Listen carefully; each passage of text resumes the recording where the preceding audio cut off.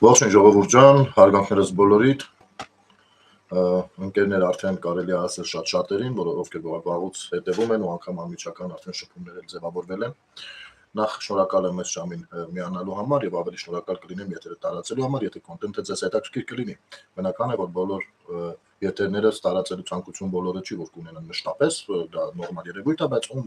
որ օրվանա որ հետաքրքիր է, վստահ եմ, որ կաջակցեք։ Եվ նրանք, ովքեր նոր են միանում մեր իմալիքին, ասեմ, որ կարող եք բաժանորդագրվել, մենք այստեղ փորձում ենք տրամաբանորեն հերքել կամ հաստատել այս կամ այն տեղեկությունը, նորությունը, որը տարածվում է, եւ մի փոքր էլ մեկնաբանել մեր տեսանկյունից, որովհետեւ վերջի ժողովուրդը մենք ենք, քաղաքացին մենք ենք, իսկ Հայաստանի Հանրապետության Սահմանադրությամբ քաղաքացին բարձրագույն արժեքն է։ Գուցե որոշ մեկնաբանություններում ու տրամաբանական մոտեցումներում սխալվենք, որոշներում ճիշտ լինենք, վերջին հաշվով հատուկ կրթություններ չենք ստացել այս ուղղություններով, բայց որպես քաղաքացի փառքաստու մշտապես մեզ խաղացել ենք դրսևորել հավուր պատշաճի։ Նախ ներողություն եմ խնդրում մի քանի օրվա բացակայությանս համար, ընդ որում ինձ համար շատ դժվար էր եթեր չանել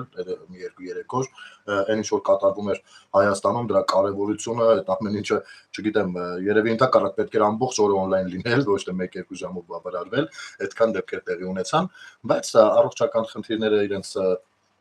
ցույց են տալիս եւ ոչ միայն իմ առողջական խնդիրներ պատճառը, այլ նաեւ էլի հարցեր կան։ Ամեն դեպքում առողջություն եմ մաղթում բոլորիդ ժողովուրդ ջան։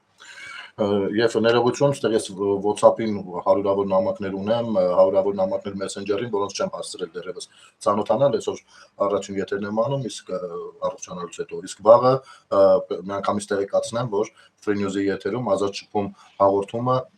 թերևս ամսվա վերջին թողարկումը կլինի, դա կապված է նրա հետ, որ ընտրություններ են, իսկ իմ հաղորդումը հիմնականում ներքաղաքական թեմաների մասին է, որտեղ որ ես պետք է դրսևորեմ այլ կերպ ինձ, բայց բնական է, որ ես չեմ կարող ասես լուրջ դեմքով նստել ու ասես բան ձևով առանց քննադատելու վերաբերվել այս կամ այն երևույթին, ուստի որպեսզի ԿՀ-ից եւ ՌՀ-ից չստանանք ամեն օրվա կտրվածքով նկատողություններ, որոշում կայացվեց տնօրինության հետ, որ մինչեւ հունիսի 7-ը դադար կվերցնենք, այն հույսով, որ հունիսի 8-ին կհանդիպենք դարձյալ ազատ շփում եթերում նոր տրամադրություններով եւ նոր աշխատանքային էներգիայով։ Եղբորս հարցը մի փոքր բարդ է, թույլ տվեք շատ հրապարակային չմանրամասնեմ, մորակրոջս տղան է, բայց այդ մորակրոջս տղան առհասարակ այդ մորակրոջս երեխաները ու ինձանից մեծ են երեքն էլ, բոլորն էլ ինձ համար ասած հալալի նման են, էլի, ճիշտ է, ես շատ դվայորներ քույրեր ու եղբայրներ ունեմ, բայց բոլորն էլ գիտեն, որ այդտեղ մի քիչ ուրիշ է, էլի, այսինքն բարդ է, ինձ համար շատ բարդ է հիմա, այդ մասով հիվանդանոցում է դեռ եղբայրս, շնորհակալություն որ հետաքրքրվում եք, հիվանդանոցում է ու տեսնենք թե ինչ կստացվի, վաղը ինչ կլինի։ Շնորհակալություն, բայց անցնենք թեմաներին, իսկ թեմաներ այնքան շատ են, ես անկեղծ ասած մեծ մասի կարևորությունը կարծես արդեն կորել է, բայց ես չեմ ուզում ուղղակի տենց բաց թողնել ու անցնել, էլի։ Գիտեմ, որ դուք էլ հասկանում եք, որ այն ինչ որ տեղի ունեցավ Հայաստանի Հանրապետությունում այս օրերին, դա աննախադեպ մի բան էր եւ ցանկացած երկրի համար աշխարհի երեսին գոյություն ունեցող ցանկացած պետության համար անկախ իր միջազգային ստատուսից, սա ամենակարևոր իրադարձություններից ու ամենասպասված իրադարձություններից մեկն է, որը տեղի ունեցավ Երևանում, դեռ ռեակցիաները տեսնում եք ինչպիսին են, հատկապես մեր հյուսիսային ռազմավարական ընկերոջ պահվածքը եւ մեկնաբանությունները, տեսնում եք որոշ ճորտերի մոտեցումը, տեսնում ենք, գիտեք ինչ, որպեսզի տպավորություն չստեղծվի, այլ տպավորություն չստեղծվի։ Ինձ համար նորմալ է, երբ որ մարդիկ կլինեն, ովքեր ունեն հակառակ կարծիք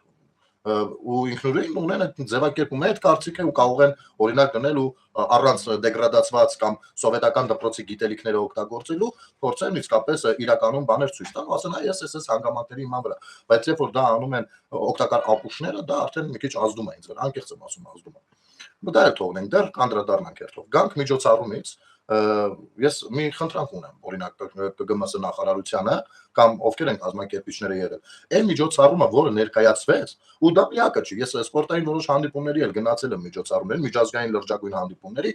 որը որ Հայաստանում սկսել է տեղի ունենալ, էլի, այդպես բաներ մենք չենք տեսել։ Ու դեռ արժևում էլի կան լրջագույն իրադարձություններ, եթե իհարկե Հայաստանում բան չփոխվի։ Լուրջ բան ա լինում մի հատ, ասենք, հանդիսավոր արարողություն ա լինում, ասես բարձր մակարդակի մշակութաբանական, էլի, որի ծառավը ունենք նաև մենք Հայաստանի Հանրապետության քաղաքացիներս։ Հասկանում եք։ Ես կարծում եմ, որ հարգելի կազմակերպիչներ, այն ինչ որ տեղադրված էր ու ինչով որ դիմավորեցինք մեր հյուրերին, կարծում եմ որ դա կարելի է ցուցադրել նաև մեր հասարակությանը, մեր հանրությանը։ Եթե հնարավոր է նույն համալիրում օրինակ տոմսերով նու փորձել կամ եթե որ գոնե դպրոցականների համար առանց տոմսի աբոնեմենտով, չգիտեմ 1-2 օր կարելի է ցուցադրել այդ ամեն ինչը, որովհետև չգիտեմ, ես զմայլված շաքարված նայում եմ, շաքարված նայել եմ ամբողջը,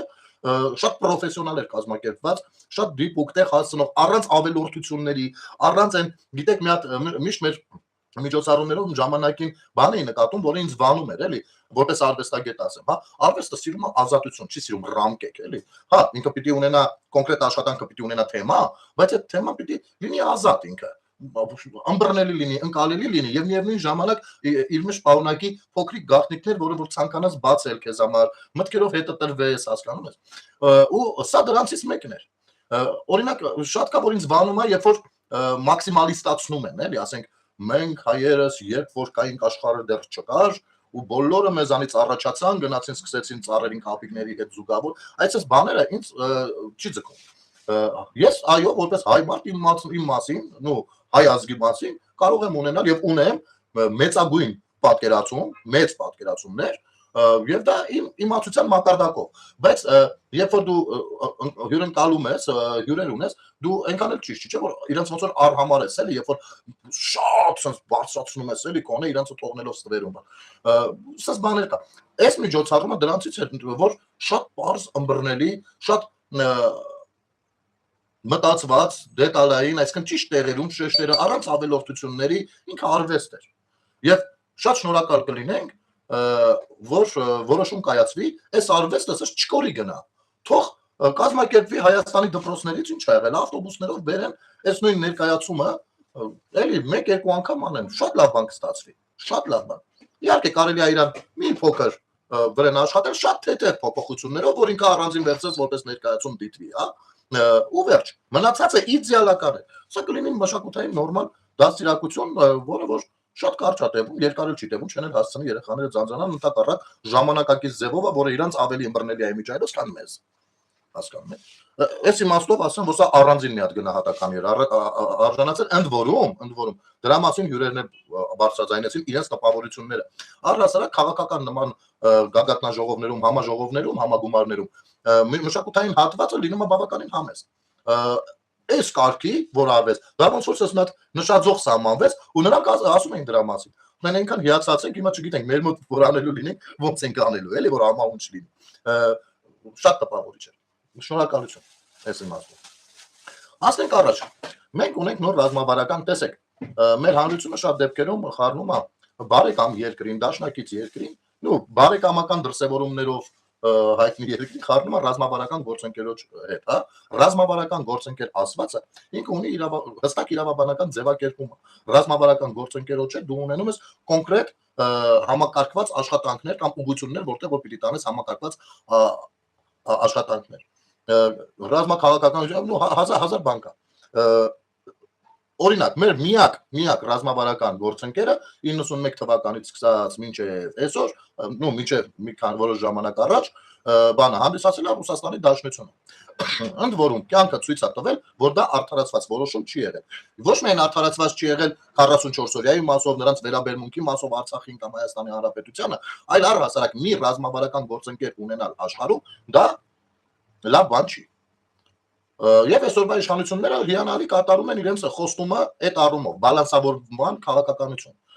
Եվ վստահ եղեք, դա ոչ թե կան օրինակ քաղաքացիների մեջ մտահոգություններ, որ բայ եթե հիմա օրինակ ռազմավարական նոր գործընկերների հետ փաստաթղթեր են ստորագրվում կամ ասենք որոշ ժամանակ առաջ Չինաստանի հետ ռազմավարական գործընկերության բաներ ստորագրվեց, չէ, ասենք Ֆրանսիայի հետ, Մեծ Բրիտանիայի հետ, մյուսի Իրանի հետ մի որոշ ժամանակ առաջ բավականին ընդլայնված կազմով, բայց շահերի բախում չի լինելու, ոչ չի լինելու շահերի բախում, որովհետև բավականին հստակեցնում ես այդպես ճիշտ հակառակ կոմոտեցումները հստակեցնում ես կոնկրետ ուղղություններով։ Այսինքն դու դնում ես ոչ թե մի հատ խնդիր ու այդ խնդրի շուրջ բերում ես մի քանի կողմերի, այլ դու բացվում ես այս հարցերով, այստեղ, այս հարցերով, այստեղ, այս ու մեզ կաշխանդել են տասնամյակներ, հարյուրամյակներ շարունակ, որ մենք դիվանագիտությունից թույլ ենք, այ օրինակ թուրքական դիվանագիտությունը, ուսես բաներ են խոսել։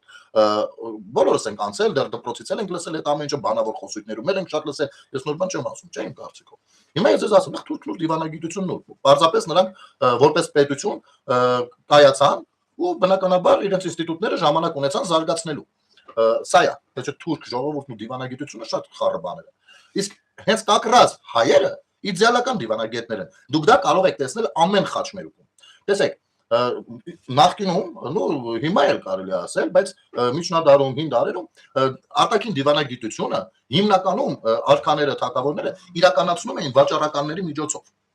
Վաճառականները դրանք են մարդիկ են, որ բացի իրենց առևտուրի իրենց բիզնեսը, նրանք են մարդիկ են, ովքեր ազատորեն տեղաշարժվում են ամենատարբեր երկրներում, արևելքից արևմուտք, հյուսիսից հարավ, հա։ Ու բնականաբար հնարավորություն, քանի որ իրենք էլ հարգված մարդիկ էին լինում մշտապես, սպասված մարդիկ էին լինում ամեն երկրում են, ավելի հաջողակ վաճառականները ունենում էին ավելի լայն կապեր, ընդհանուր մինչև տվյալ երկրների առաջնորդներ եւ այլն, բնականաբար իրենք կարողանում էին այս ֆունկցիան հիանալի իրականացնել հանուն իրենց երկրի եւ պետության, կարող էին անգամ նամակագրություններ էլ փոխանցել եւ այլն, եթե ունենային վստահելիության որոշակի բան։ Չէ, ես Տիգրան ջան, ես այդքան էլ համաձայն չեմ, որ մենք ազգովի դիվանագետ ենք դարձել, իհարկե, այս ամեն ինչը ազդում է նաև մեր մենտալիտետի վրա ու կարծում եմ դրական հետևանք կթողնի, բայց այնուամենայնիվ հավատա, մենք քաղաքականապես դեռ շատ ցածր մակարդակի վրա ենք, քաղաքականապես։ Բայց ընդհանուր առմամբ դիվանագիտությունը մեր մեջ դրված է, ուղղակի մեզ միշտ կաշկանդել են, թե ձեր մոտ չի ստացվի։ Դուք բան եք, չգիտեմ, մեզ կաշկանդել են մեր ցավերով, մեզ կաշկանդել են օգտագործելով մեր զգայուն հարցերը մեր դեմ, հասկանում եք, պարփակել, կարծրացրել, ասես պեչատը դրել, փակել դրել են մի կողմ։ Ու մենք ենթարկվել ենք այդ մոտեցմանը, հասկանու, որովհետև հենց ուզեցել ենք մի բան անենք, ասել այ տեսեք, որ սա եղավ ձեր հետ, նա եղավ ձեր հետ, ու դարձել է այն Նելսոնի Ղարաբաղից, հա, հայտնի պատմվածքը, որտեղ որ Նելսոնը երբ որ հիվանդանում է, գյուղով որոշում են բուժեն, ու հիշում են թե ովքեր են բուժվել Ղարաբաղնիսի միջոցով, բերում քեշմարտու գլխին Ղարաբաղնիս են սարկում, մարդը խեղդվում մեռնում է, հետո սկսում են հիշել թե բանա, ովքեր են մահացել նման բուժումից։ Հիմա մերն է, երբ որ մենք ուզում ենք մի բան անենք, մեզ միանգամից հիշեցնում են այն վատ հետևանքները, որ մենք ունեցել ենք, ասում են, այ տեսեք, ձեր մոտ չի ստացվում, այս վախտել եք, սա բան որոշ են վախտել, ու տեսեք ինչ հետևանքներ եղել։ Բայց պետք է պատմությանը ընդհանուր նայել ու ավելի ռեալ գնահատականներ տալ։ Հասկանում եք, որովհետև այդ պատմության մեջ այլ շերտեր էլ կան, իր դրական կողմերով եւ այլն։ Նայած թե հարցին խնդրին ինչպես է մոտենում։ Իսկ մեր հայ ժողովուրդը, այո, հիանալի դիվանագետ է իր ծնված օրից։ Եվ տեսեք շատ հարցեր ենք, չէ՞ տալիս, օրինակ Սփյուռքում մեր հայությունը հիմնականում ամենայն դեպս անհաջողակներ չեն։ Ճիշտ է, այսպես ձևակերպենք, որովհետև այնպեսի տպավորություն էլ չլինի, որ եթե մարդը Հայաստանից դուրս է ապրում, ուրեմն միլիոնատեր է։ Չէ, այդպես չի լինում, բայց ամեն դեպքում իրենց կյանքը ավելի հաջող է դասավորվել մշտապես, քան եթե Հայաստանում մնացած լինեի։ Սա հենց դիվանագիտությունն է, որովհետև հայը որտեղ որ մտնում է մի հատիկ հայը, միանգամից նա հնարավորություն է ունենում առանց անգամ երբեմն լեզուն իմանալու հարաբերություններ կարգավորել իր միջավայրում, հարևաններ, գործընկերներ, գործի տեղի աշխատող, միանգամից մեխանիկորեն, ինքը դրա մասին շատ ժամանակ չի էլ մտածում, ինքը չի ասում, ահա նեկան նորտեղ մի րոպե մի հատ հարաբերություններ կարգավորում, ոչ, դա մեխանիկորեն է լինում, մեխանիկ, ու որպես կանոն հիմնականում իրեն հարգում են, այնքան ժամանակ միջով այդ տվում է երկրորդ հայերի նույն վայրում, նայած սա հումոր ընդունենք, չնայած դրա մեջ էլ որոշակի ճշմարտություն կա որոշ դեպքերով, բայց այնուամենայնիվ, ասենք, օրինակ, այս բանը Ռուսաստանի մասին շատ չեմ կարող ասեմ ինչու։ Հարցը Ռուսաստան բառը չի։ Հարցը գիտեք որն է։ Օրինակ, ձեզանից շատերը վստահաբար դիտում եք, չէ՞, բան ռուսների, ովքեր ռելոկանտներ են Հայաստանում են ու բլոգերությամբ են զբաղվում։ Ու հիացած խոսում են Հայաստանից, հայ մարդկանցից, թե ինչքան ստեղ կոմֆորտ է ու զարմանալիորեն իրենց համար ապշում են հայերի տեսակից, մոտեցման ձևից եւ այլն։ Սա գիտեք ինչի մասին է խոսում։ Որ ինչքան էլ որ Ռուսաստանում ասում են մոտ 2 միլիոն հայ է ապրում, միևնույնն է այնտեղ այդ մարդիկ կարծես նորմալ հայերի հանդիպած չլինեն։ Չէ, ես չեմ ուզում սրանով ընդհանրական գնահատական տված լինեմ Ռուսաստանի հայությանը, ես այդքան ապուշ չեմ բնականաբար։ Բայց չգիտես ինչի, Ռուսաստանի հայության հետ կապված ռուսները ունեն տպավորություն, որ հայերը, չգիտեմ, բռի չոբան, անկարգապահ, ես իմին ժողովուրդ է։ Գալիս են ստեղ էշանում են։ Իսկ նրանք ովքեր որ Եվրոպայում կամ Ամերիկայում են շփվել թեկուզ մի հայի հետ, որ գալիս են Հայաստան, շատ հանգիստ են վերա։ Իհարկե նույնպես զմայլվում են, հասկանում են, որ իրենց լսածները փաստորեն ճիշտ էր։ Ինչու՞ չես ասի ռուսների մասին, չէ՞, իրեն բացը չեն լսել, բայց երթայնական ժողովուրդ են եղել, բարձվում է։ Մի խոսքով, մեր դիվանագիտությունը արտաքին էս նախաբանը այսքան ինչի մասին է, սկսել է իսկապես sense կայծեր թողնել, որը հետագայում մեծ փայլերի է էլի վերածվելու, որովհետև Ժողովուրդ ջան, եկեք մի բան ֆիքսենք։ Հայաստանի Հանրապետությունը մինչև Արարատ Միրզոյանը երբևէ ինքը ինքնուրույն իր արտաքին իր թիվ 1 դիվանագետին ինքը չի եղել նշանակելուց։ Սա միշտ իմացեք։ Հայաստանի Հանրապետության արտաքին գործերի նախարարը մշտապես նշանակվել է Կրեմլից։ Մշտապես։ Ու կարող է շատ դետալային չէ, բայց հաշվի առնցվել ընդհանուր ցանկությունները, պահանջարկները եւ այլն։ Եվ բնականաբար նրանք պիտի գործեին տվյալ շահերի ու տվյալ պահանջարկների շրջանակներում։ Երբեք մենք ինքնուրույն եւ ոչ միայն արտգործնախարարը Հայաստանի Հանրապետությունում նաեւ պաշտպանության նախարարը երբեք ինքնուրույն չի նշանակվել։ Մեր պաշտպանության նախարարների մեծամասնությունը նայեք որտեղ են, ամեն մեկը հետևի գրպանում մի հատ ռուսական պասպորտ։ Հասկանում եք։ Ու այս որտեղի ունեցավ մոտ 40 երկրից ներկայացուցիչներ, սա Բերանով ենք ասում, 40 երկրից ներկայացուցիչներ, հասկանում եք, սա գիտեք նաեւ ինչա հուշում։ Մենք նայում ենք երևացող կողմը, հիմա եկեք նայենք չերևացող կողմը։ Երբ որ այնպիսի գերտերություններից, ինչպիսին Ֆրանսիան է, գալիս է նրա ղեկավարը, մի հատ A կետից գնում է B կետ, գիտեք ինչքան ժամանակ առաջվանից անվտանգային աշխատանքներ են գնում։ Սկսած քնելու բարձն ու դոշակը ինչպիսին պիտի լինեն, սկսած սննդակարգից, վերջացրած խաչմերուկներից, լուսամուտներից ու ամեն ինչից։ Այսինքն անվտանգային ինչ բանակով։ Մի անգամից ինչքան դու պիտի վստահություն ձեռք բերես քո գործունեությամբ ու շատ կարճ ժամանակահատվածում, որպեսզի 40 երկրի ղեկավարներ գան Ռուսաստանի քթի տակ, մի երկիր, որտեղ դեռ ռուսական ռազմաբազա կա,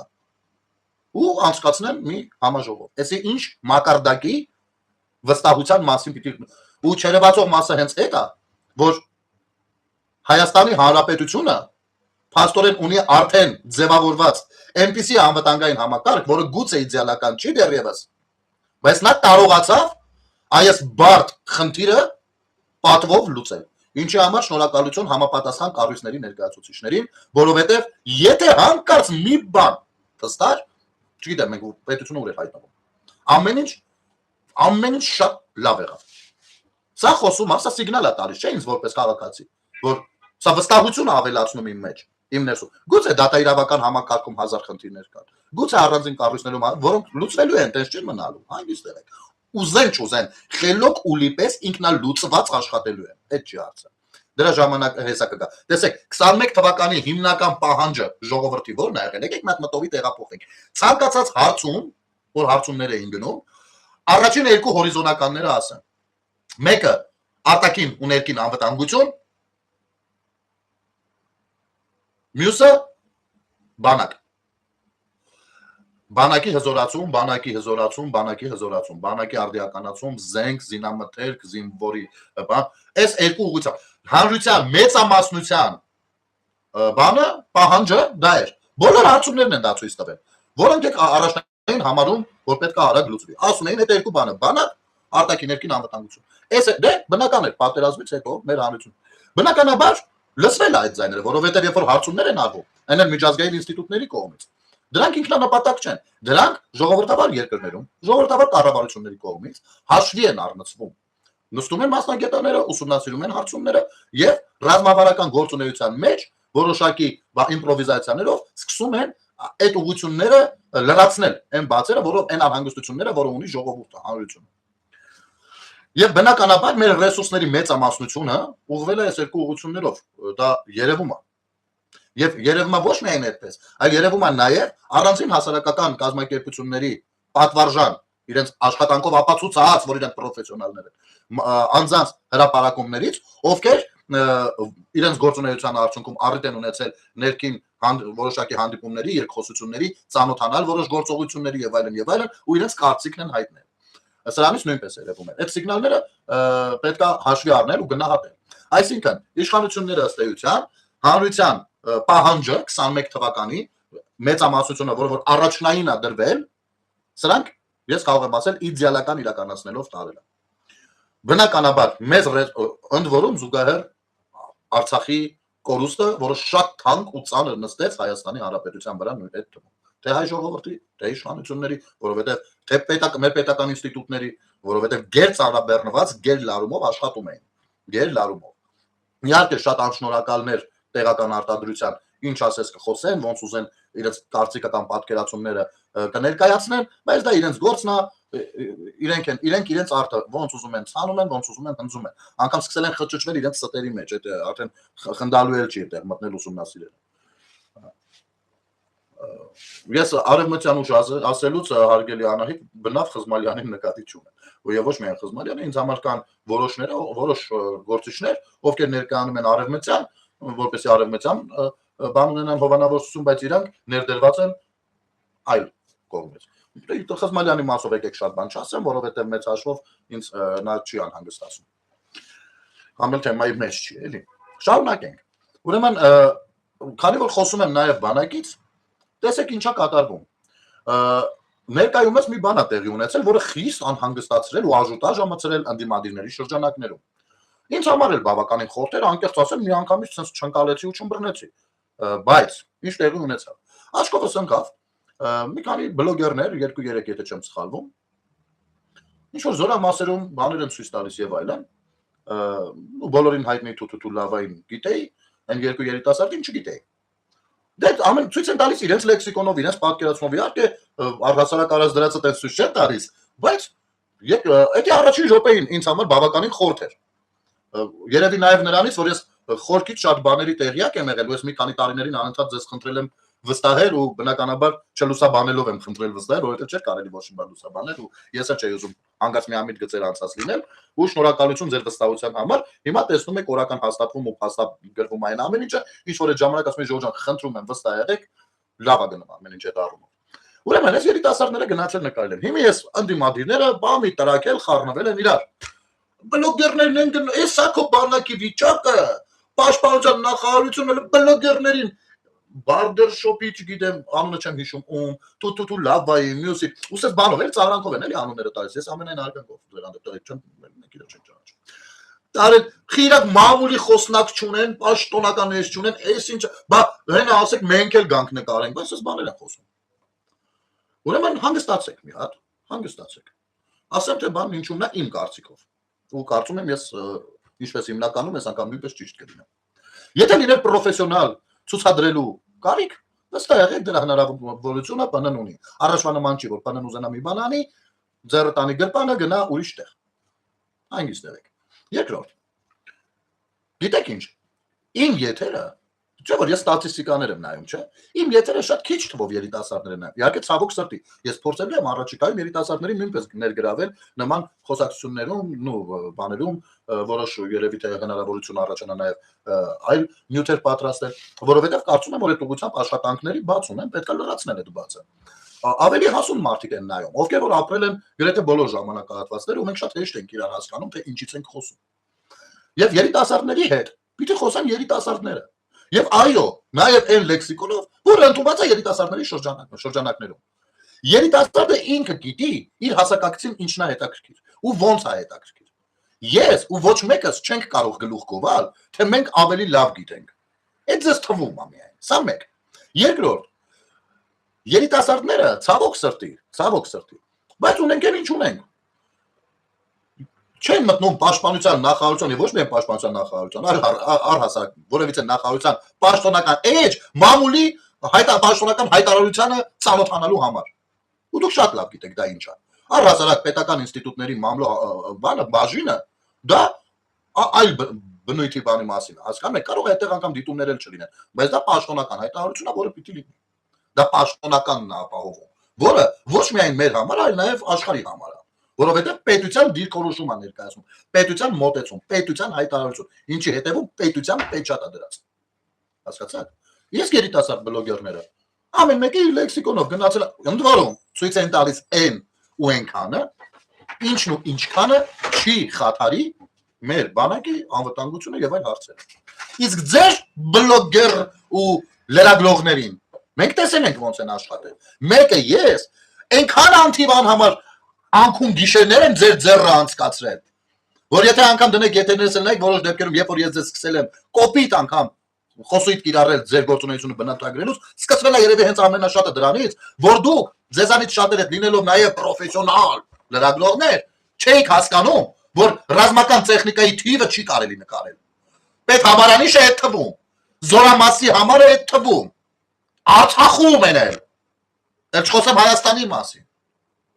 Ձեզ ինչ կամ ինչքան լկտի էիք ձեզ պահում զորամասերում, որտեղ որ բանը չաստի հրամանատարը կլիներ կամ հրամանատարական կազմից որևիցե մեկը, երբ մոտենում ու հրահանգում էր որ մի կողմ գնայք։ Որքան լկտի էիք ձեզ պահում, առանց հասկանալու որ այո, դահարային տարած չի ու չես կարող այդ պայեսնես ոնց ուզում ես լրագրող եղի, ով ուզում ես էդի։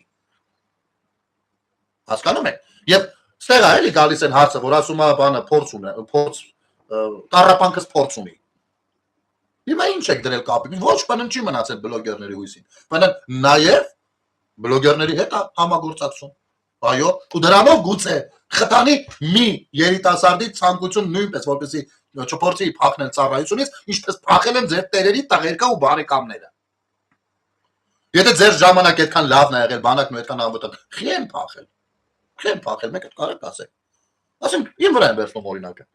Ասեք դե, հերս նախարար է եղել։ Ասեք դե։ Ախր ես խիպի չծառայի։ Եթե ինչքան է փափուկ բարձի մեծացած լինեի։ Եթե բանակը դա նորմալ տեղ է, իսկ հերս պիտի որ ինձ ասեր որ տղա ջան, նորմալ տեղ է, արխային գնա ծառայի։ Ես պիտի երնեի գնայի ծառայի։ Չէ։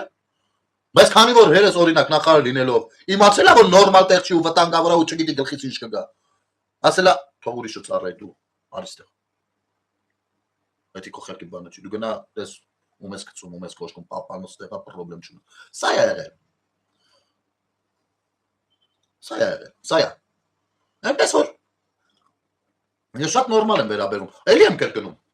Այդ մեկնաբանության ձևը, բանը իսկապես ինձ էլ էր խորտ։ Բայց ես կարծում եմ որ դա ոչ թե նրանից է որ իրենք լավ չեն մեկնաբանում, այլ երևի թե ինձնից է, որովհետև տարիքային տարբերություն կա վերջի վերջո, աշխարհընկալման տարբերություններ կան։ Ինչ է եղել։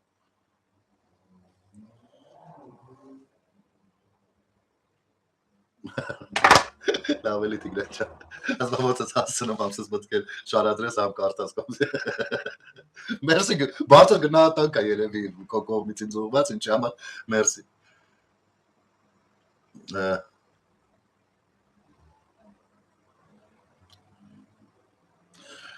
Հիմի գանք հաջորդ հատվածին։ Այլ ինչով էին փորձում խամրեցնել։ Ուրեմն մի հատ դուրակ ժամանակին մի հատ անասուն միտք էր արտահայտել։ Իմիջայլոց այդ դուրակին իր անասուն մտքի մասին ես այդ ժամանակները դեռ 20 թվականին անդրադարձել եմ։ Հետո այս դուրակ միտքը գեներացվեց այն լրագրող կոչված հիբրիդային գործիքների միջոցով։ Հետո ինչպես բոլոր թեմաներով, այնպես էլ այդ թեմայով զուգահեռ իրականության մեջ ձևավորվեց պատկերացումներ ու դիրքորոշումներ։ Խոսքը ֆոսֆորի մասին է, ժողովուրդ ջան։ Իմիջայլոց ասեմ, ես վստահ եմ, որ այս լրագրողներից ովքեր ֆոսֆորային զենքից ամենաշատն են խոսում, 99%-ը կյանքում չի տեսել գոնե ֆոսֆորային զենքից վնասված, վիրավորված զինվորին։ Գոնե մի զինվոր։ Իրանց տերտերներին էլ չասեմ։ Իրանց բանին, կտրիչի մասին կամ այդ կուտոկի մասին էլ չխոսամ։ Ուրեմն հետո դա տարածվեց ու դες մնաց իրանց զուգահեռ իրականության մեջ։ Ու շատ է եղել այս տարիների ընթացքում իմ ընկերների միջավայրում էլ ասում են ախպեր, բայց ոնց Ուկրաինան տեսա ֆոսֆորը որ տվել էր Ադրբեջանին, անձնական շփումներում բացատրել են որ դա չի կարող տեղի ունեցած լինի։ Ասեմ ինչպես։ Նախ շատ լավ էր որ այս պաշտոնական հայտարարությունը եղավ, որովհետև նայեք ոնց է։ Սուտը կար։ Դու տեսնում ես, հասկանում ես այդ քամին որտեղից է փչում, ինչպես է փչում, ու դու հասկանում ես որ դա սարքած քամի է։ Այս սա հասկանում ես։ Բայց մյուս կողմից եղել էր պատասխան, բայց այդ պատասխանը այնքան տկար պատասխան էր, որ ասում էր մի րոպե։ Լավ, այստեղ այդքան վստահ չեմ, բայց այդտեղ հաստատ սենս չի։ Սենս էր դարձել։ Ու ես անգամ դեռ մինչև պաշտոնական հայտարարությունը Զելենսկու երկուշաբթի օրը եթերում ասեցի հակառակի փաստը ես ինքս ձեռքից տակ չունեմ, բայց իրենք էլ փաստ չունեն, բայց ես ունեմ հիմնավորումների շարք, որ դա այդպես չի կարող եղած լինի։ Հետո Իրիկունը իմացա, որ Զելենսկին պաշտոնապես հերքել է։ Իրիկունը թե հաջորդ օրը արդեն։ Չեմ հիշում, որտեղ այդ մի երկու օր այնքան խառն եմ կնել անընդհատ որ Իվանդեի խառնել է արդեն։ Ուրեմն 5 տարի շարունակ քնել հելել եք ասել եք Ուկրաինան ֆոսֆորա տվել Ադրբեջանին։ Հետո ի՞նչն է խնդիրը։ Մեկ էլ ռեսկի, ասում հայա, բայց ինքը ճանաչեց, չէ՞, բանը, շնորհավորեց Ադրբեջանին։ Տղեր, ես կհասկանամ, եթե դուք օրինակ չեք ընդունում որևիցե մեկին, ով ճանաչել է կամ շնորհավորել է Ադրբեջանին, ճանաչել չեք կներեք, շնորհավորել է Ադրբեջանին, ես դա կհասկանամ։ Բայց երբ որ դուք ռոպագանդայի տակ մնացած մի մասին չեք ընդունում, իսկ մյուս մասին տեղյակ չեք, որ իրանք են շնորհավորել ու այտենց իրանց բանն եք առաջ տանում թեզերը, դա ես արդեն չեմ հասկանում, դա ինձ սկսում է երբեմն անգամ հունից անել, որովհետև այդքան ակնհայտը չի կարելի չնկատելու տալ, կամ այդ բaragայում ուրեմն դու այնքան էլ հետ դու խաղում ես ուրեմն, որ իբր այտենց Արցախը բանս դու խաղում ես ուրեմն, որովհետև եթե քեզ իսկապես դա ուզեր, դու խորքային ինքնուրույն ոչ թե սпасեիր քեզ ով է շատ ասում մի բանը դրան, այլ ինքդ ուսումնասիրեիր, փորձեիր գտնել այդ բաները։ Ուրեմն որպես կանոն ռուսական պրոպագանդիստները որպեսզի կարողանան ազդել Հայաստանի քաղաքացիների վրա մեջ բերեցին նաև դեռ 22 թվին արդեն ամերիկացի մի սենատորի հայտարարություն, որ տեսեք ամերիկան էլ է ասում։ Ամերիկայի սենատորի ասածը Ամերիկայի ասածը չի։ Ամերիկայի սենատորի ասածը Ամերիկայի սենատորի ասածն է։ Օրինակ Հայաստանի Հանրապետության падգամավորներից մեկի ասածը Հայաստանի Հանրապետության դիրքորոշումը չի։ Հայաստանի Հանրապետության падգամավորներից մեկի ասածը Հայաստանի Հանրապետության падգամավորներից մեկի դիրքորոշումն է։ Ընդ որում ինքը կարող ունենա այդ կարծիքը, բայց թիմային կան այլ եզրահանգման, որովհետև թիմային աշխատանքը խիստ տարբերվում է միայնակ աշխատանքից, չգիտեմ ոնց է կարելի մանրամասնել։ Բայց կան ամենասկզբից, հա։ Ուրեմն այս թեզը ինչն է հետաքրքիր, դեռ 44 օրյան չավարտված, առաջիններից մեկը Սարիկ Մինասյան, Սարիկ Անդրեսյան, ռեժիսոր Ռացու ունենք մի հատ այտենց, ով խռով էր մնացել ԿՊ-ից, ու նա տարածեց, բայց ես անկեղծ լինեմ, իմ մեջ տպավորված է, որ ես առաջինը դա լսել եմ Արամ Գաբրիելյանովից, ռուսաստանցի, Պոլու Դաղստանցի իբր հայ պրոպագանդիստից։ Բայց չգիտեմ, առաջինը որն է ասել։ Շատերը ասում են Սարիկն Անդրեսյանը ասել առաջինը, դա այն էլ մեկ է, ընդեղից են կառավարվում, նույն որջի երևույթներ են, բայց իմ մեջ Արամ Գաբրիելյանովն է շատ տպավորված է, որ Իրանից է լավ։ Կամ ես եմ երևի ուշ տեսել մեկին է կամ մյուսինը։ Այդ խառը օրեր էին շատ կենտրոնացած կարող եմ եղած չլինել ներողություն։ Սրանից հետո սենատոր Մենենդեսը 22 թվականին արդեն թիվը կարևոր է ռուս-ուկրաինական պատերազմը։ Ելնում ասում է, որ ֆոսֆորը Ուկրաինան է տվել։ Ոստեղ ռուսները սկսում են աշխատացնել այս թեզը։ Ռուսական պրոպագանդիստները, արմիաշկեկը սկսում են աշխատել։ Այդ տեսեք Ամերիկայից արտահոսք կա, արտահոսքը մի քիչ ավելի խորհրդավոր է, չէ՞ հնչում։ Այնա բան Ամերիկանն էլ ասում, որ Ուկրաինա, տեսեք, բրոզի Ուկրաինային է պաշտպանում, բայց իր համար ճիշտը ճիշտ է, Ուկրաինան։ Հասկացաք, այսպես մի հատ բան։ Իմիջիայլոց Մենենդեսին հետո հիմա արդեն դատեցին, կարելի ասել ցման, 11 տարի են տվել, բայց իր տարիքը նենց է, որ դա հələ ուրիշ բան կդառնա։ Գիտեք ինչի համար։ Կաշառակերության համար, կաշառքով լոբինգ անելու համար, եւ լոբինգը հենց դա է։ Եվ ոչ միայն իհարկե այնտեղ էլի բաներ կա։ Լոբինգը ուրիշ երկրից փող վերցնել, կաշառք վերցնել, որպեսզի լոբինգ իրականացնեն։ Այն հենց սա է։ Եվ Մենենդեսի դատը վճիռը կայացավ։ Всё, գնաց հանգստանալու։ Հիմա մարդ, հա, ինչի համար, կաշառքով այդ լոբինգը իրականացրել էր, երբ որ իրան հրավիրել էին, ասենք մեր լեզվով ասած, քնչական են ոնց որ հրավիրում Ամերիկայում, գնում է, ասում են դե հիմնավորի, ասած չի կարողանում հիմնավորի։ Հիմա մարդը, ով չի կարողանում հիմնավորի, ինքը պաշտոնյա է, ու կաշառքով լոբինգ է իրականացրել, այդ թեմայով դատվել է, վճիռը արդեն կա։ Սրանք հələ բանին Զելենսկուն ասում են ֆոսֆորը բախի ծախեցիք Ադրբեջանին։ Ինչքան է պետք ապուշ լինել, որ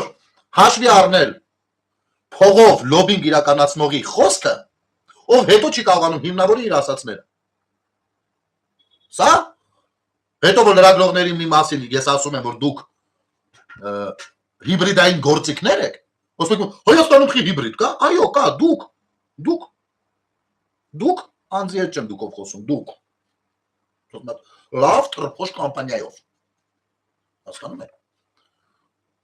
Բայց մի հատ հարց է տակը մնում, լավ ինչի համար միանգամից դա տարածվեց։ Որովհետև Ռուսաստանին թված, կամ Ռուսաստանի ադրբեջանամետ ուժերին, ովքեր նաև մեր տեղական արմիաշկեկի հովանավորներն են, նրանց թված, որ վերջ իշխանությունը հեսա զավթում են, և սկսել էին դեռ 44 օրյան չպրծած, պատերազմը չպրծած, իրենք արդեն նախապատրաստվում էին դե, գիտեին, որ մեկ հատ տենց մի բան է լինելու, և հեսա պիտի զավթեն, և զավթելուց հետո պետք է գեներացնել ատելություն Ուկրաինայի հանդեպ, որովհետև զավթելուց հետո Հայաստանը մեխանիկորեն ինքը հայտնվելու է ռուսական տիրույթում, մեկ էլ փաստաթղթեր են ցույց տալու, չգիտեմ ինչեր, որ յանի պիտի մենք փոխօգնության բաներ ունենք, չէ՞։ Ու բնականաբար մեր ուլերից պահանջելու են, իսկ 20 առրատը չէին կարող այդ պահանջը իրականացնել, իրենք շատ լավ գիտեին ինչի համար են իրանք եղաշրջանում, որպեսզի այստեղ արդեն կռվի փորձ ունեցող մարդկանց տանեն Ուկրաինա։ Եվ այդ մարդիկ էլ ցանկություն ունենան Ուկրաինայում կռվելու, որովհետև մի բան է մարդուն տանել ուկրաինական ճակատ, մի ուրիշ բան է այդ մարդու մոտ պիտի նարատիվ լինի։ Եվ նրանք այո այսպես նախապատրաստվում էին։ Եվ այս սուտն էլ տարածեցին։ Հավատաց Փառք Աստծո շատ չեմ ասի շատ քիչ տոկոսը, բայց քիչ տոկոս ժողովրդի, որովհետև այդ ժամանակները, հա, իմիջայլոց, երբ որ այդ ժամանակները ասում էին, որ ոնց կարա Ուկրաինան տված լինի ֆոսֆորային զենքեր, եթե Ադրբեջանի զենքի գնումների ցուցակը նայում ես, 70%-ը մեր ռազմավարական դաշնակցից առածն է, ամենացածր տոկոս ունեցողներից մեկը Ուկրաինան է, չգիտեմ, երևի մի երկու հատ շլեմ է ծախի վրա։ Ասենք, դե տարբեր բաներ չի առնում տարբեր երկրներ, կողմնացույց կարող է առած լինեն, չգիտեմ։ Որովհետև վստահաբար Ուկրաինան էլ ունի արտաքին տվյալներ, հետախուզական տվյալներ, որ Ռուսաստանը պատրաստվում է իր վրա հարձակման ամեն դեպքում։ Մտավախություն ունի, անվտանգային մակարդակներ կան, չէ՞։ Հա։ Ասենք, ոնց կարա նա էդի ծախած լինի այնտեղ։ Էնել, նայեք, Բրիտոմ, հələ մինչև Զելենսկու գալն էլ չէր կարա ծախացնել առանց Ռուսաստանի թույլտվության կամ իմացության, որովհետև այն ժամանակ լրիվ պրոռուսական էր, ասենք Բելարուս, Ուկրաինա, Ռուսաստան, էսպես մի հատ բան էր։ Ինչքան էլ որ Ուկրաինայի միթևը մշտապես ռուսներին չի սիրել կամ հակառակ։ Այդ իրանց խնդիրներն է ազգամիջան, ես այդտեղ ախպեր ջան, գործ չունեմ։ Իրանց հարցերն է, թող գնալուց։ Իհարկե, այս պատերազմից ինչ կարա քաղի Հայաստանին չէ, ես շատ լավ գիտակցում եմ, բայց թեմայի մեջ չեմ խորանա։ Ահա այսպեսի բան էր։ Սրանք չէ Ուկրաինան, հիմք չունեիք։ Բայց այդ հիբրիդներով բոլորը տարածել եք այդ թեմաները։ Մեկը չեք ուզում լուսաբանեք նաև, որ Մենենդեսին օրինակ վճռով տարան ցմա։ Ինչի՞ չեք լուսաբանում։ Հետո այստեղ Զելենսկուն հարցնում են Զելենսկին պատասխանում է, մեզ պաշտոնապես հայտարարում է, որ Ուկրաինան երբևէ նման զենք չի տվել Ադրբեջանին։ Մեր գյուտարարները ինչ են անում։ Խաբում է։ Ես գիտեք ինչն է։ Ուրիշ բան է քաղաքական ավանտյուրաները, ուրիշ բան է, երբ որ պետության ղեկավարը, ես հասկանում եմ, որ մենք սովորենք, այնպիսի ղեկավարներ ենք ունեցել ցավոք սրտի, որ մենք ընդունում ենք, որ կարա երկրի ղեկավարը պաշտոնական բան ասելուց խաբի։ Բայց լսեք, պետությունը սենց է։ Պետության ղեկավարը կարա գնա քաղաքական ավանտյուրաների հետևից, դա նորմալ է, բայց երբ որ պաշտոնական հայտարարություն է անում, այն էլ մի բանի մասին, որը կապված է ռազմական տեխնիկայի հետ, փոխգործակցության հետ, կապված է մի բանի հետ, որը աշխարհի տարբեր երկրների արտաքին հետախուզությունները վերցնում են, այդտեղ չի կարա պրոստը դնի ու խապի, դրանով ցույց եք տալիս ձեր ուղեղի տկարությունը, առհասարակ պատկերացում, սնանք պատկերացումը պետություն ասվածի մասին, դուք չգիտեք պետություն ինչ է, եւ ինչ է նշանակում պետության ղեկավարի պաշտոնական հայտարարություն, հիմա եկեք ձեր ենթադրածով գնանք, ձեր այդ աննասուն մոտեցմամբ, ենթադրենք Զելենսկին խապում է, հա, տենց ասում է ես պաշտոնապես հայտարարում եմ ու խապում է, ցանկացած երրորդ երկիր, ով ունի արտաքին հետախուզական ծառայություն, ով կարա շատ հանգիստ իմանա, որ Զելենսկին խապում է, օրինակ, եւ իրականում խապելուց լինի, դուք հասկանում եք այդ կոզերը ոնց կօգտագործի Ուկրաինայի դեմ կամ համենայն դեպս ինչքան թանկ կվաճառի իր խաղակարգը Ռուսաստանին։ Դուք հասկանում եք դա ինչ է նշանակում։ Ասենք, ես վստահ եմ, որ դուք չեք հասկանում ու չեք պատկերացնում առհասարակ աշխարհն ինչ է ու ինչպես է աշխատում։ Իհարկե, ես էլ դրա մի մասնագետը չեմ, բայց վստահաբար իմ աշխարհընկալումը բավականին անհամեմատ հարուստ է ձեզանից։ Ես գոնե սիստեմը ըմբռնում եմ։ Պետությունն ինչ է, աշխարհը ինչ է, գոնե իմ աչքով էլ մի քանի երկիր ավել եմ տեսել եւ ոչ միայն տեսել։ Տուրիստ չեմ գնացել վայելել եկել։ Մտել եմ մեջները։ Ապրել եմ։ Կայացել եմ։ Պետք է եղել է բավականին երիտասարդ տարիքում, որը դեռ աշխարհի մասին կոմոդ պատկերացումներ է ձևավորում այդ տարիքը։ Ու այդ ժամանակները դա ինձ համար հարուստ փորձ է դարձել։ Եվ ավելի է իմ դիրքորոշումները ամրացրել, որ դեռ այդ ժամանակներից 25 տարի առաջ, որ մեր երկրին ինչ տեսակ փոփոխություններ են պետք։ Ոչ թե ես մտածել եմ, որ փոփոխություններ են պետք, Այն մոտավորապես պատկերացրել են, թե ինչ տեսակ փոփոխություններ են պետք, կամ առնվազն ինչերը փոխվեին, որ լավ կլիներ։ Որը դուք չեք իմացել։ Որը որ եկել եմ ձեզ պատմել եմ, որովհետև ձեզանից շատերը ինձ ընկեր կամ ընկերոջ ընկեր են եղել։ Բերանները բաց լսել ու չեք հասկացել ինչ եմ պատմում, որովհետև դա ուրիշ իրականություն է եղել, որից մենք շատ հեռու էինք եւ հեռու էլ մնալու էինք։ Հասկացաք։ Ձեզ համար աշխարհը այդպես է սկսում ու վերջանում։ Խնդրեմ Մենենդեսի մասին ձեր տպավորությունները ես չեմ տեսել մինչև հիմա կամ շատ քիչ։ Չեմ տեսել նորմալ, ասենք, բան, աշխատանք, լրագրողական աշխատանք։ Պարտադիր չի ես համաձայն լինեմ այդ աշխատանքի հետ։ Ոչ պարտադիր չի, բացարձակ, ես կարամ համաձայն չլինեմ։ Ու դա նորմալ է։ Բայց ես տեսնեմ, որ աշխատանքը արված, հետազոտությունը արած, լրագրողական բանը արած, խոսքով էլի, աշխատանքը արած։ Չէ, դուք թխող ծախողներ եք։ Դուք ստեղծող չեք, նյութ չեք ստեղծում դուք։ Դուք նյութ եք թխում։ Բանը պոլուֆաբրիկատը վերցնում եք, փոխում եք դուխովկեն անում եք, գր գնաց ժողովրդին։ Այս է ձերը։ Այնքան բաներ ա կուտակվել ժողովուրդ չգիտեմ, բայց ես ամբողջությամբ չեմ կարող հասցնի անդրադառնալ, բայց չեմ էլ ուզում պակաս բան մնա ախր, ընդհանուր գոնե կոմպլեկտավոր ենք էլի։ Իհարկե, այս ամեն ինչի մեջ չէր կարող չփայլել Աշոտյանը։ Դեռ մի կողմ դնենք իր բողոքի ակցիայի հետաքրքիր մոտեցումը, հա, չաշկով ու բանով, ափսեով։ Կրեատիվ մոտեցում էր, այսպես գնահատենք, լավ։ Ինձ էս գրառումն է բացել։ 2 օր առաջ արել։ Իմ կուսակցությունը, իմ ընկերներն ու ես տասնամյակներ շարունակ իրական եվրոպական արժեքների ջատագովն ու տարածողն ենք եղել եւ կլինենք։ Տեսեք, ջոգել են ռուսականից շարունակալի փորձում են վերադիրքավորվել իրենց արևին։ Այսօրվա եվրոպական գագաթնաշողովը նիկոլական Հայաստանում որևէ աղերս չունի այդ արժեքների հետ։ Սա ընդգծված գեոպոլիտիկ եւ նախընտրական շոու է, որ մի կողմից վարկաբեկում է Եվրոպա հասկացությունը Հայաստանում, մյուս կողմից Հայաստանի ամենահակաեվրոպական իշխանությունների պարտադրվող վերարտադրման օպերացիա։ Խոստանում են Բրյուսել, տանելու են Անկարա։ Դադարեցեք երեսպաշտությունը, պաշտպանեք ժողովրդավարությունը։ Աշոտյան, կարող եմ իմանալ, քո իմացած Եվրոպան գոնե անունների ցանկով, ինչ երկրներ է իր մեջ պարունակում։ Քո իմացած Եվրոպան աշխարհագրական որ դիրքում է գտնվում։ Ես չեմ սա ասում, որովհետև կարծես մենք տարընկալում ունենք Եվրոպա ասվածի մեջ։ Այսինքն դու կարծում ես, որ քո պատկերացած Եվրոպան, դա էս Եվրոպան չէր։ Եվրոպական 40 երկրների ներկայացուցիչներ են եկել, նայ Ջորջը։ Դա էս Եվրոպա։ Բայց քո ասած Եվրոպան որ Եվրոպան է ապեր։ Որ Եվրոպան է։ Չէ, գիտես, կարող է քո պատկերացած Եվրոպան լինի Ռուսաստանի արևմտյան մասը եւ Բելարուսը։ Ու դու Եվրոպա ասել, որը որ Եվրոպա է, արևել է Եվրոպա։ Ու դու Եվրոպա ասելով դա նկատի ունես։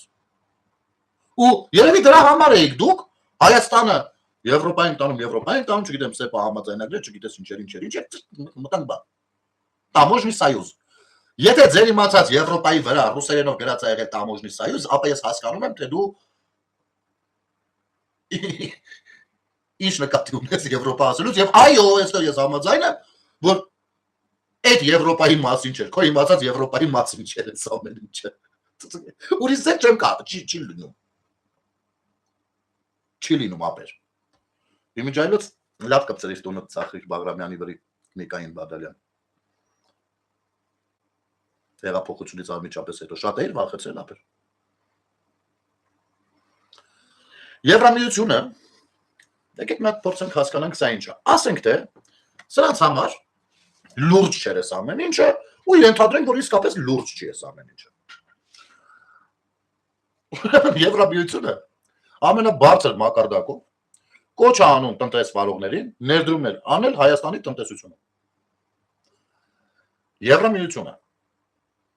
առանձին վերցրած Իռլանդիայի ղեկավարը չէ։ Նրանք էլ երևի, բայց Եվրամիությունը որպես հավաքական միավոր կոչ է անում տնտեսվարողներին ներդրումներ անել Հայաստանի տնտեսությունում։ Այս տնտեսվարողները Աշոտյանի կարծիքով պիտի հելնեն, ասենք իր օպետենանքը այս մեր բանը երկրների ղեկավարները որ sense կոչ են արել եւ Եվրամիությունը sense ընդհանրական կարծիք է հայտնել։ Արա մի հատ տենանք հլա Աշոտյանն ինչ կարծիքի է, հա, ինքը ինչ է ասում։ Ասենք ոնց է պատկերացնում շոու էր անում Եվրամիությունը, ու տենց շոուի համար նախապես իր տնտեսվարողներին հավաքել էր, ասել էր ախպեր, ընդ շոուի ա լինելու, շոուի համար մի հատ կոչ ենք անելու, լույս չընդունեք, ոչ մեկը։ Հազարներով տնտեսվարողներ կան նայ, որ հանկարծ մեկից թռավ, էլի։ Ուստեղ եկել են այդ կոչն են անում։ Գիտես ինչ։ Այս կոչը չենք կարա, չէ՞ դնենք հարցականի տակ։ Ահա։ Դե քանի որ այս կոչը չենք կարա դնենք հարցականի տակ։ Ուրեմն եթե անգամ շոու էր այս ամեն ինչ Աշոտյան։ Սա պաստորը, բանուբոբը պետք է կան շոու էր, որովհետև տնտեսվարողներին կոչ արվեց, ովքեր հետաքրքրված են արդեն։ Հասկանում ես։ Իմիջիայլոց մինչև այդ կոչնել։ Օրինակ Միացյալ Նահանգներից շատ կամպանիաներ հետաքրքրված են արդեն Թրամփի ուղու թեմայից սկսած դեռ։ Եվ այո, իրանց հարգող բիզնեսմեն, գրագետ բիզնեսմենները, բաները չէ, պատահական հարստացածները չէ, իրանց սեփական ժողովրդի կաշին քերթելով հավաքածները չէ։ Այնտեղ չես կարա, էլի, ասենք օրինակ Հոլանդիայում չես կարա քնես զարթես, մեկ էլ տենաս միլիոնատեր ես։ Դու պիտի կոնկրետ աշխատես, պիտի քո նպատակի հետևից սենց օրենքով գնաս։ Չէ, եթե դու ստեղծարար միտք ունես, քո մոտ կստացվի արագ գնալ։ Բայց դու չես կարա վդրուկ արստանաս, սրանից գողանալով նրանից թաքցնելով են այդպես չի լինում այնտեղ։ Այնտեղ գրագետ մարդիկ են մեծահարուստները, որովհետև անընդհատ կրթվում ու կատարելագործվում են, որովհետև գիտեն, եթե մի օր տեմպը թուլացնեն, չկատարելագործվեն, չկրթվեն, չուսումնասիրեն, չլսեն իրենց բաներին, խորհրդատուներին, մյուսերին, շատ արագ կարող է սննկանան, որովհետև գրագետ բիզնես են անում իրանք, հասկանում ես։ Հիմա այս գրագետ մարդիկ սպասում են հունիսի 8-ի առավոտվան, թե ինչ է հայտարարվելու Հայաստանի Հանրապետությունից, հասկացար։ Ու թող սա լինի շոու, դա կլինի իմ ամենասիրած շոուն, ամենայն դեպս, եթե շոու լինի։ Կարելի է մարդկանց մոլորեցնելու համար բաներ ասել, տենց խառը խշտիկ, բայց պետք է նաև պատրաստ լինել, որ կլինեն մարդիկ բացահայտելու համար քո ասածների իրական նպատակները, թե ինչու ես ասել ես, որովհետև ինչի մասին ես բանանում, հոգ տանում, մեր պետության, օքեյ, բարի հավատամ, ինձ կասես Ռուսաստանը իր ղեկավարով բանով, քանի անգամ են կոչ արել, որպեսզի ռուսաստանցի բիզնեսմենները, տնտեսվարողները Հայաստանում ներդրումներ անեն։ Դες չեմ ասում Արցախում։ Դա որ ասեմ ավելի ես մռմռալու։ Հայաստանում ներդրումներ արեք տղերք։ Քանի անգամ իմիջիայլոց Պուտինի ասացի վրա չեն կարա թռնեն։ Թափով մարդը 2 միլիարդ կբերեն, կդնեն, կգնան Պուտինին կասեն արել են ախպեր։ Չէ՞։ Ոստ Քոչարյանի պատկերացումների ու ձեր պատկերացումների Պուտինը այդ տղեն չէր։ Քանի անգամ ասել։ Հայաստանի Հանրապետության բոլոր կարևորագույն ռազմավարական օբյեկտները նվիրել եք ռուսներին։ Որն է աշխատում նորմալ ստանդարտներով։ Ու որտեղ, ասեք մի հատ գնամ, ես էլ դից լուսաբանը ու դրական կարծիքս ներկայացնեմ։ Որտեղ եք կարծում, որ ես կարող եմ գնալ, նկարել ու դրական կարծիք հայտնել։ Ասեք գնամ։ Չենք կարա։ Արա բայց տղելի է, արա լստեղ նայ։ Ես ինչքան կարևոր բաներ կա։ Բայց ժամից ավել եթերում ենք, է։ Այս հենց է, 3 կարևոր օր եթերում չլինելը այս բերեց։ Այն միտինգավորները դեմք էին արա։ Ռուսների խեիք տպում։ Չէին են ջոգել է, որ ռուսներ են, բանա, մի հատ ռասիստская պրոպագանդա, որ կամ ռուսերին, ուկրաինացիներին իրանց գործն է։ Դուք ձեր միտինգ արեք, այն մարդիկ էլ իրանց կարծիքը ունեն։ Եք դից ագրեսիվ ձեզ դրսևորել։ Հայաստանի Հանրապետությունում ցանկացած քաղաքացի կարա բողոքի ակցիա իրականացնի։ Տեղյակ եք դուք։ Թե տեղյակ եք Հայաստանի Հանրապետությունում ասելով ինչ նկատի ունենք։ Ասենք ռուսական պրոպագանդան ձեզ այնքան է տարել, որ միջև հիմնի չեք ջոգել, թե այդ ասելով ինչ նկատի ունենք։ Եկեք մի հատ Մարգարիտա Սիմոնյանին լսենք։ Ինչ կարծիք եք։ Եկեք լսենք։ Майк. Визит в Ереван президента Украины – это настолько неблагодарный шаг от Армении, которую мы столько раз спасали, что у меня нет слов. Впору задуматься о защите русского населения и наших интересов в этой стране. Если не Владимиру Владимировичу, то его преемнику точно придется принимать меры. Визит в Ереван президенту. Հերթական արմիաշխան ու միջոցով աշխատում են Հայաստանի դեմ։ Հիշեցնեմ, Սույնը, ով հանդիսանում է Ռոբերտ Քոչարյանի մշտական խելացի մեջբերումների աղբյուրը, հանդիսանում է նաև Ադրբեջանի պաշտոնական հերոստալիքի հետ, իր հերոստալիքը, պաշտոնական հերոստալիքի հետ համագործակցում ու հանդիսանում է բան, ղեկավար ազնագազմի ներկայացուցիչ, եթե ոչ Սույնը իր բերանով ասել էր, որ իր մոտ սրտխառնոցը առաջանում հայկական անկախություն ասելիս։ Հիմա մարդը ապշահարված է, թե ոչ թե նրանից էլ է, որ Զելենսկին եկել է Հայաստան, այլ ապշահարված է, որ հայ ժողովուրդը փաստորեն շատ անշնորհակալ է։ Դրանից ենք ապշահարված։ Ասում եմ, այդքան ռուսները մենք փրկել ենք հայերին։ Ոնց կարող են sense բան անել։ Չես հասկանում եմ, որ Ռուսաստանի խաղաղության նոխազներ են պետք։ Իսկ ազգությամբ արմի աշկեկը ամենալավը կարան սեփական հայրենիքը զոհասեղանին դնել։ Դա պատմությունն էլ է ցույց տալիս։ Արա, բայց տղերք, ես կարող եմ պատմությունը լավ չգիտեմ։ Խնդրում եմ, աղաչում եմ ձեզ։ Ինձ կհուշեք պատմության մեջ դրվակ, որտեղ Ռուսաստանը փրկել է Հայաստանին։ Անշահախնդիր, sense ասել եմ եղբայրական ազգն է, ես գնում փրկել։ Չէ, առանձին դեպքեր, առանձին անձանց գործողության արդյունքում մեկը երկուսը եղել են, առանձին անձանց։ Այնտեղ մենք արձաններ էլ ունենք։ Ռուսաստանը փրկել է Հայաստանին եւ հայերեն։ Խնդրում եմ ժողովուրդ ջան։ Չէ, ոչ թե դեպքերի բերումով այդպես է ստացվել, այլ խնդիրը դա է եղել, նպատակադրել ու արել է։ Խնդրում եմ, մի հատ օրինակ բերեք, ես իմանամ, որովհետեւ 46 տարեկան մարդ է, ես էլ այդպես օրինակ չգիտեմ, ես չեմ ուզում այդպես չիմացության մեջ հեռանալ այս դաժան աշխարհից։ Ինձ խնդրում եմ մի հատ օրինակ բերեք։ Այս բանը, որ նստածրել են մեր ժողովուրդը, ունենք մենք այդպես ժողովուրդ։ Մասա ունենք այդպես, ոչինչ, թող մտածեն ախպերը այդպես իրան։ Որովհետեւ ցավոք սրտի Հայաստանի Հանրապետությունը անկախությունից հետո էլ վերնախավի մակարդակով այդ ռոպագանդան տարել է ռուսական։ Եթե ռուսները չլինեն, եթե ռուսները չլինեն, եթե ռուսները չլինեին, եթե ռուսները բավուր չլինեն։ Այս ռոպագանդան միշտ եղել է։ Այսինքն հենց մեզ կոնսերվի մեջ պայելու համար եղել են, եթերի սկզբից որ ասեցի։ Խնդրում եմ Ջորջան, պատմական մի հատ դրվագ ինձ բերեք։ Այս պատմությունն է, այս մենք, այն Ռուսաստանը, ես ուզում եմ գնահատեմ, ես չեմ ուզում անշնորհակալ հայ մարդու տպավորություն թողնել։ Անկեղծ եմ ասում։ Ես խնդրում եմ, չեմ գտնում։ Եթե կգտնեք, խնդրում եմ ինձ տեղեկացնեք դրա մասին։ Երկրորդ թեման։ Մյուս թեման։ Ախպեր, արա Մակրոնից խի եք Ղարաբաղ պահանջում։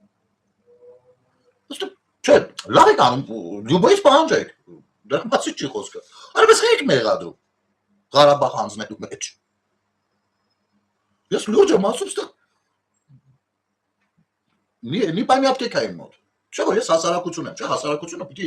ըմբռնի այն ինչը որ դուք մեզնից լավ գիտեք, որպեսզի ձևավորվի պահանջարկը եւ մենտալիտետ, պատկերացումներ, անկալումներ եւ քայլեր, չէ՞, ասենք միասնական, չէ՞, ախպեր, կբացատրեք իմանանք։ Ինչ է եղել։ Նայեք, ես կարծում եմ, որ եթե Ռուսաստանը ցանկանար, որ Ղարաբաղում ապրեն հայերը, Ղարաբաղում կապրեին հայերը։ Ես կարծում եմ, որ եթե Ռուսաստանը ցանկանար Ղարաբաղը լինի ինքնավար մարզի ինչ-որ կարգավիճակում, Ղարաբաղը կլիներ այդ կարգավիճակում։ Հետևաբար ես կարծում եմ, որ քանի որ Ռուսաստանը չի ցանկացել, դա տեղի չի ունեցել, որովհետև չէր կարա Ռուսաստանը ցանկանար, Ֆրանսիան այնտեղից գար չեղարկեր դա։ Հասկանում եք։ Որովհետև Ղարաբաղի հայության ճակատագիրը եւ դրա երաշխավորը եղել է Ռուսաստանը իր խաղաղապահներով։ Ոնց ասեմ ձեզ։ Իմիջիայլոց հələ միջև խաղաղապահները։ Այս բոլոր տասնամյակների ընթացքում չէր կարա Ռուսաստանը ուզեր ու էդի տենց չլներ։ Արա խիչ եք ուզում ընդունեք, որ դուք սխալ պատկերացում ունեք ռուսների մասին, Ռուսաստանի վարած քաղաքականության մասին ախպեր։ Ընդունեք անցնենք առաջ, դնում եք վերցնում եք, ինչի համար։ Արա եթե Ռուսաստանը իրան պատկանող տարածաշրջան, դուք ձեր բառերն եք օգտագործում, ձեր բառերը, իրան պատկանող տարածաշրջանում չի կարողացել Ֆրանսիայի դեմն առնի։ Արա բալխի էր ինքը մեր միակ դաշնակիցը։ Բայլուն դեմը պիտի առներ։ Կամ էլ ոնց պետք է մյուսների դեմ առ։ Եք նվաստացնում այդքան Ռուսաստանին։ Ես հակված չեմ Ռուսաստանին այդքան նվաստացնեմ։ Դուք ձեր խոսույթով ու գործունեությամբ, երբ որ գնում ենք առաջին հայացքից վրոջի ուզում եք արտարացնեք Ռուսաստանին։ Արա բայց որ մի քիչ ուզում ենք բացենք ձեր ասածը, խայտարակ վիճակում է հայտնվում Ռուսաստանը։ Ձեզնից ուժեղ հակառուս գոյություն չունի աշխարհում, լուրջ եմ ասում։ Մենք գոնե փորձում ենք դրան փաստերով վերաբերվենք, գնահատական տանք եւ այլն։ Արա դուք դրել ցախում եք Ռուսաստանին, լուրջ եմ ասում։ Ասում Մակրոն բա ուր աղարա բաղը դու բան ես արել, ինչ եք խոսում։ Որ ուզում ես սենց որ աշխու բացես տենաց տեղում են, տեղում չեն։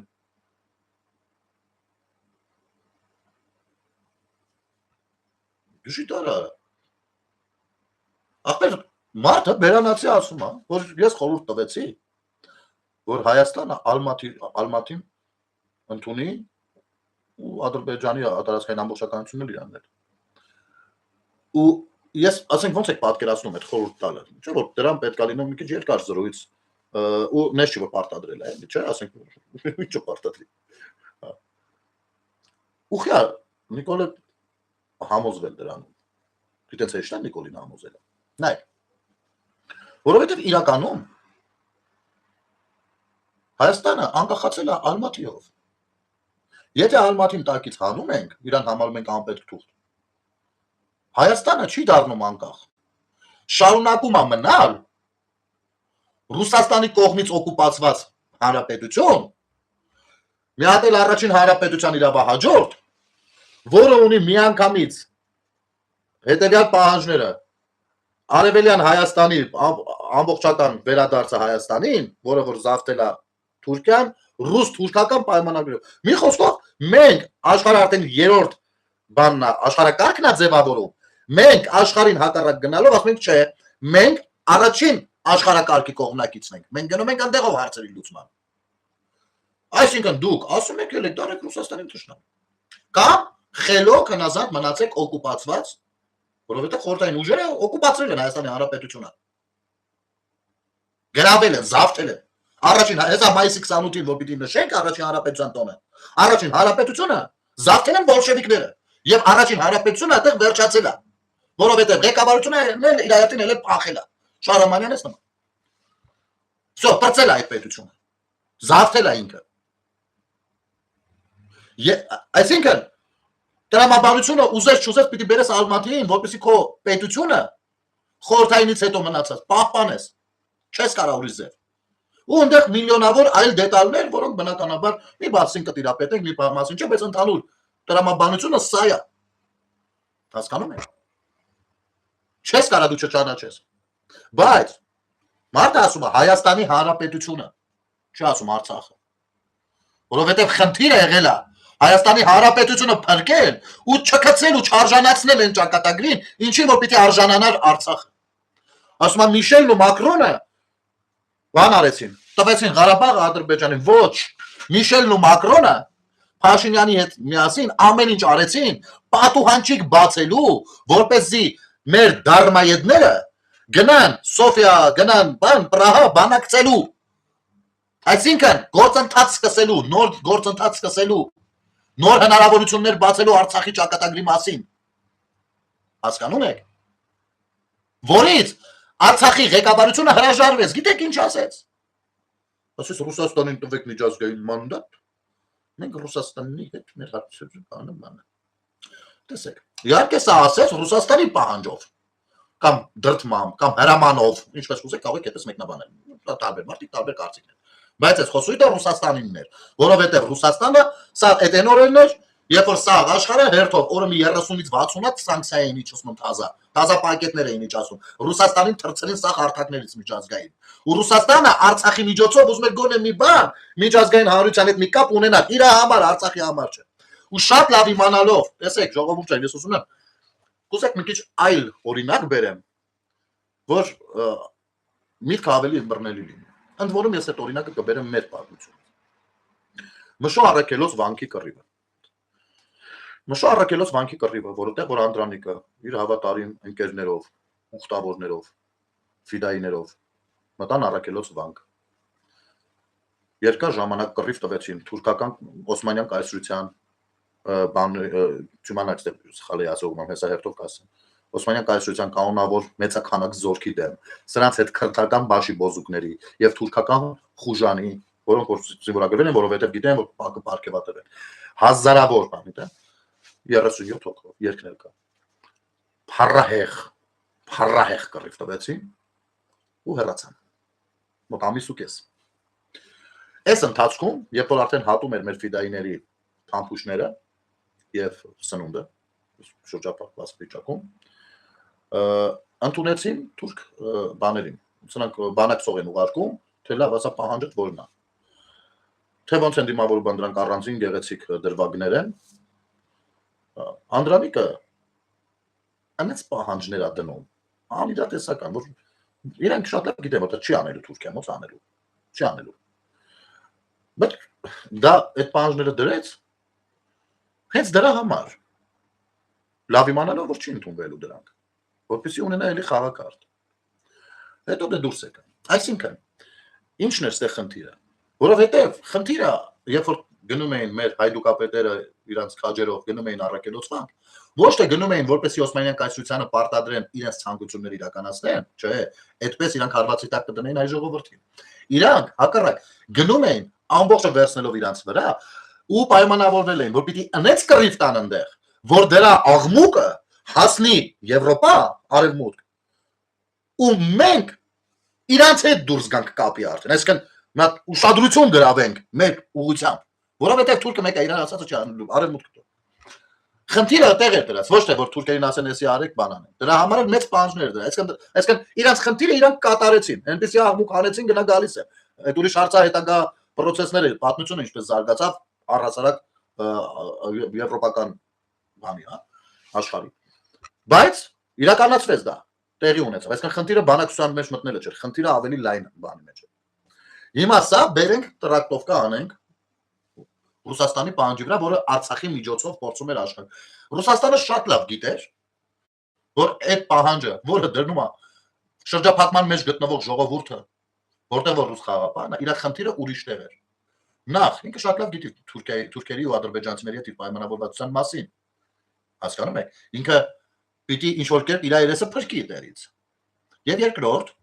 եթե հնարավոր է ստանա այդ միջազգային մանդատը, որտեղ ինքը շահում է, Արցախը հետ։ Եթե չստանա, էլի շահում է, ասում է, տեսեք, չտվեցին, չկարեցա։ Իհարկե, շատ օգտակար ապուշներ կա հավատան այս թեզին, իսկ իրեն մասսան է հետաքրքիր, մասսայի կարծիք։ Իսկ խնդիրը ուրիշ տեղ էր ինքը դրել։ Ոչ թե ստանալու այդ մանդատ, ինքը գիտեր, որ չի ստանա։ Հասկացաք թե չէ։ Ինքը դրանով աշխարհին ցույց տվեց, որ այստեղ ես եմ հարցեր լուծողը։ Այստեղ գիտները չմցնեք։ Փաշինյանը դրան դեմ գնաց։ Այո։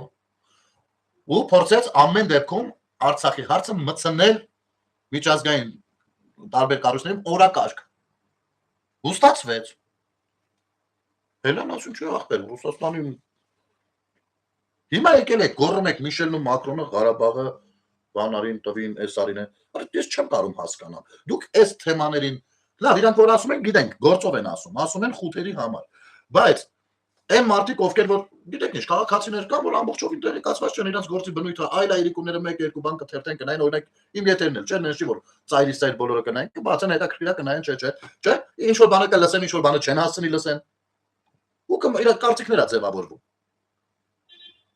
Всё, իրանք խնդիրը այդ կարծիքներ ձևավորելն է։ Վերջ, իրանք այլ խնդիր չունեն, այլ գործ չեն անում, այս ուժերը ռուսաները։ Իրանք շեֆի համար մթնոլորտ են ստեղծում։ Նաև դա է պատճառը, որ Քոչարյանը նեղվում էր, ասում էր ախպեր, մենք ինչքան կարայինք դեմոնիզացրեցինք, մաշացրեցինք ԿՊ-ին, դրա հետ մենք էլ մաշվեցինք, դաշտ բացվեց, որպեսզի լյուբոյ դեսանտ որ իջացվի Ռուսաստանից կկարողանա աշխատել։ Հիմա Սամվել Կարապետյան ջան, եկել ես, նես չես ուզում, մեզ մոտ բարևես։ Մոտավորապես սա իր ոդքասթերից մեկում ասել։ Հիմա չէ, Ղազարյան ջան, ասում է Ադրբեջանի պապան Անգլիան։ Հիմա չէ, Ղազարյան ջան։ Ադրբեջանի պապան Անգլիանը դեռևս 20-րդ դարաշրջանից, եթե ոչ 19-րդ դարավերջից։ Ոչ միայն Անգլիան։ Այնտեղ Ֆրանսիան էլ լրջագույն բաներ ունի։ Բայց հիմնականում Անգլիան է, Մեծ Բրիտանիա։ Բայց Սյունիքի մարզը այդ աշխատանքներն էր։ Այդ միջանցքը բան ռուս-բրիտանական այդ որ պիտի իրագործվեր Մեղրի միջանցք բան իրենց բազարներն էր, դա вообще մերը չէր։ Բայց հիմա մենք դարձրեցինք մերը ու ասենք միջանց չի, ճանապարհը։ Սրա գնահատականը խնդրեմ, տվեք ոնց կարողանաք։ Դե ես հասկանում եմ Պետրոս ջան, դու ինչ նկատի ունես, բայց չէ, հենց անգլիան։ Իհարկե մեր հայազգի ներկայացուցիչներ այնտեղ, բայց ինչ որ է, շատ բան չանենք, չծանրաբեռնենք մարդկանց այդ պատմությունները, ինչ որ դրա մասին խոսենք։ Հասկանում եք, ու հիմա մենք դրել ենք որտեղ ինչն ենք փնովում, որտեղ ինչի գնահատականն ենք ուզում տանք։ Արա, մի քիչ լրջացեք։ Ես հույս ունեմ, ժողովուրդ, ես լուրջ եմ ասում, ես լավատես եմ երևի, չգիտեմ։ Ես հույս ունեմ, որ վերջապես հունիսի 7-ից հետո կսկսի թունելի ծերում լույս երևալ, որ վերջապես Հայաստանում քաղաքական խոսույթ կձևավորվի։ Չեք զգացել, որ մեր մոտ քաղաքական խոսույթ չկա։ Մի մասը Իրան իրավունք վերապահում է ժողովրդի անունից խոսում, մյուս մասը ժողովրդի անուն տալ չի ուզում, միտինգից միտինգ, մի մասը առանց անալիզների է ինչ-որ բաներ խոսում, ժողովուրդը հանրությունը պահանջում է, ասում ես օքեյ, ինչ-որ կերպ պիտի այդ սիգնալը ստացած լինես, չէ, որ հանրությունը պահանջում է։ Խնդրում եք, ասես, ինչ ձևով ես այդ սիգնալները ստացել, որովհետև հանրությունը ոնց որ լրիվ ուրիշ պահանջներ է դրել։ Դու գնացել 4 հոգով որոշել եք, եկել եք ասում եք հանրությունը։ Եվ եկեք լավ, գիտեք ժողովուրդ ջան ոնց անենք, այս ձայնագրությանն էի ուզում անդրադառնալ, բայց սրա մասին եկեք վաղը խոսենք։ Նախ ինքը զգայուն թեմա է, ինձ թվում է, ավելի լավ է առհասարակ ես սիրում եմ զգայուն թեմաների հետ, ասենք Ստեփան Սաֆարյանի հետ այդ խոսքը սիրում, երբ որ առաջարկում եմ կարևոր միտք կամ հետաքրքիր մի բան, որ զգում ես, որ կարելի է իրան լավ էփել բացել, բան անել, ասում եմ հիմա եկեք չշտապենք, նախ եկեք այս մտքի հետ գնանք, մի գիշեր քնենք։ Հաջորդ օրը ավելի արդյունավետ է լինելու, որովհետև այդ միտքը ինչքան էլ դու քնած լինես, ինքը գիշերը քո մտքում տեղավորվում է, դասավորվում է ու ավելի ճիշտ է աշխատում։ Ուստի ես առաջարկում եմ Դավիթ Իշխանյանի ձայնագրությունը եւ Երկիր մեդիայի բացահայտումը, այս երկու թեմաների մասին խոսենք վաղը եւ եթե չմոռանանք Նարեկ Կարապետյանի մուտիլովկեքին նույնպես անդրադառնանք։ Արդեն ժամուկեսից ավել է եթերում ենք, ասում ամոթն էլ լավ բան։ Ես Մարգարիտ ջան, չգիտեմ, երևի նոր միացակ, ես եթերի սկզբում նկարագրել եմ, անգամ խնդրել եւ պահանջել եմ ԿԳՄՍՆ-ին, որպեսզի այդ արարողությունը, այդ կոմպոզիցիան առանձին ցուցադրվի համալիրում դպրոցականների համար։ Գոնե 2-3 անգամ, հա, ինքը տենց չլինի ու վերջացավ գնաց։ 2-3 անգամ բեմադրեն համալիրում, ավտոբուսներով, համայնքներից, մարզերից բերեն երեխաներին, թող գան ճաշակով լավ բան տեսնեն։ Ես վստահ եմ իրանց մոտ ահագին դրական փոփոխություններ կլինեն։ Ես այս առաջարկով հանդես եկա։ Շնորհակալություն ժողովուրդ ջան, եթերը դիտելու եւ տարածելու համար, շատ ուրախ եմ բոլորիդ տեսնելու, շատ ցավում եմ, որ այս կարևոր 2-3 օրը եթեր չկարողացա ունենալ, այնուամենայնիվ հուսանք լավ կլինի, դեռ լավ կլինենք, որ լավ լինի, նենց որ ոնց որ թե լավ անում ենք ու Աստծո կամքով դարձյալ եթերներում կլինենք, այնքան ինչքան որ Աստված շատ չի համարի։ Լավ եք, ամեն ինչ գիտեք շատ լավ լինելու, հեշտ չմտածեք, բարի գիշեր ձեզ։